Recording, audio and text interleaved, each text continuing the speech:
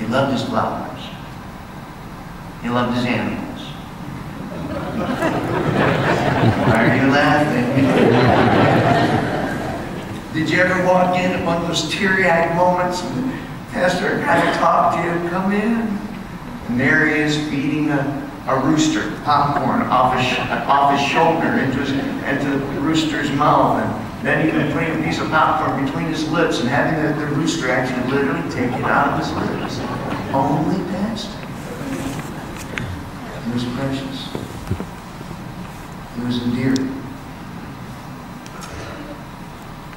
You know, Pastor loved hanging out in tall cotton. And a phrase merely to say he loved hanging out with the Jerry Falwells, the B.R. Lakins, the Hyman Applemans, the John Rawlings, the Lon Solomons. He loved hanging out. And he called it tall cotton. But he never realized he was the tall cotton. Mm-hmm. And we can all attest to that. He was that humble man that saw everybody else as great and didn't realize his own greatness. We are the product of his greatness, his heart. He was never in a hurry, never forgot a name, never. I remember it was a story in the prose about pastor. He says, you know, I feel that God has called me to be the pastor of a large Baptist church. And never did he lose sight of that mission, to pastor people. In fact, it's also been said of him, he never treated the people as his congregation. No, he never did. Well, I'm going to get this one wrong. Well, the people were his congregation. The people were his congregation. Did you ever see water ski? Don't laugh, you really what? And on that same old ski that's been here since the ark was built, it's the same yellow water ski, and you know, he was brilliant. He had to wrap his hair around because he was brilliant. He loved weddings, I mean, he only did 7 weddings in one day. Even in Las Vegas, they don't do pastor, only pastor. I remember the day that Ron Seacrest, you're here visiting, you're leading music, and you asked the congregation, which was probably as full as it is now, said, how many of you are here today because Pastor Fitzpatrick loved on you while you were in need in a hospital, or even led to the Lord in the hospital, but Pastor Fitzpatrick, will you raise your hand? And 7/8 of the congregation raised their hand because of that. And in those early days, and you would know this better than anybody, he would visit in the course of a week 20 to 25 people in a week, just visit, and 20 to 25 hospital visits. Unheard of then, unheard of even to this day. Pastor Fitzpatrick ministered to us in our need. When I asked Pastor, I said, Pastor, God's led me to, plant a church, and what's the greatest thing that I can take with me to plant a church? I thought he was going to give me something like, some great work from Spurgeon.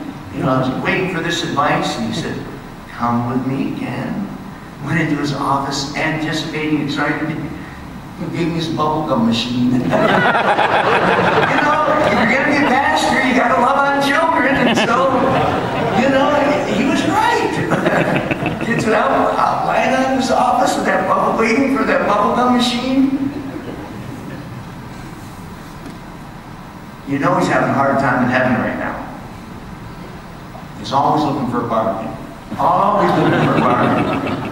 Always looking for antiques. There's not an antique up there in ancient days, but there's not an antique. You know what? He's walking on those streets of gold. Amen. When John R. Rice challenged him in 1967 to baptize 200 people in 1 year, he really, really thought about it. And it was God that led him. I'm going to take that change. You enable me, Lord. You enable me. And do you know there were 224 baptized that year?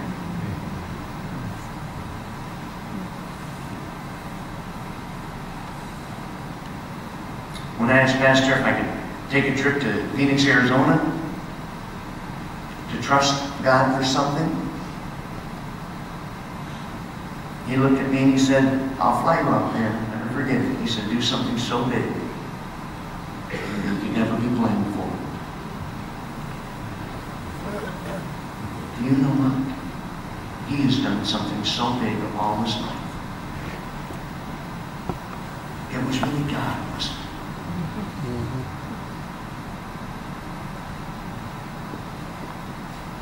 I guess I have to, we can all say he's our hero.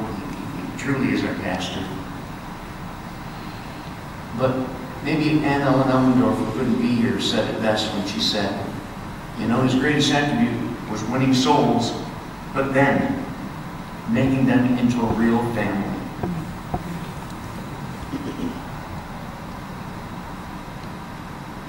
He was the gentle giant.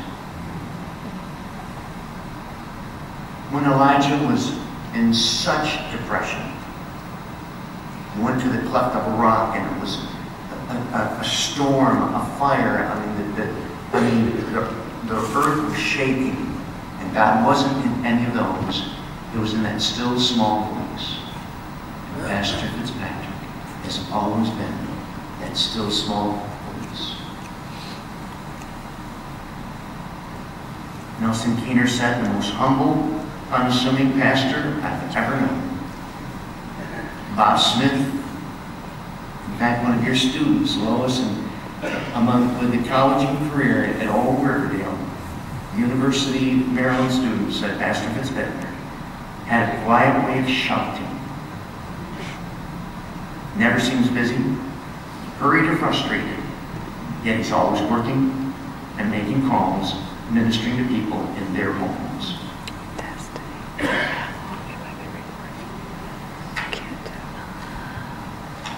And the beauty is, there's a heart pastor.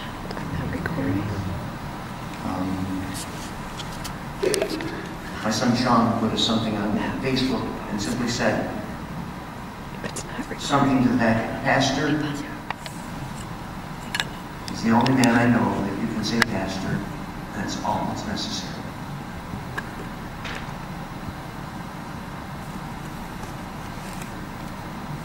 And I forget exactly how I phrased it. But God knew that Whitney Houston needed just to be in his arms too, comforted for some of the things that was just maybe tormenting her. But Pastor knew she needed to be up there for his first sermon in heaven because he liked good music and he wanted to make sure she was there.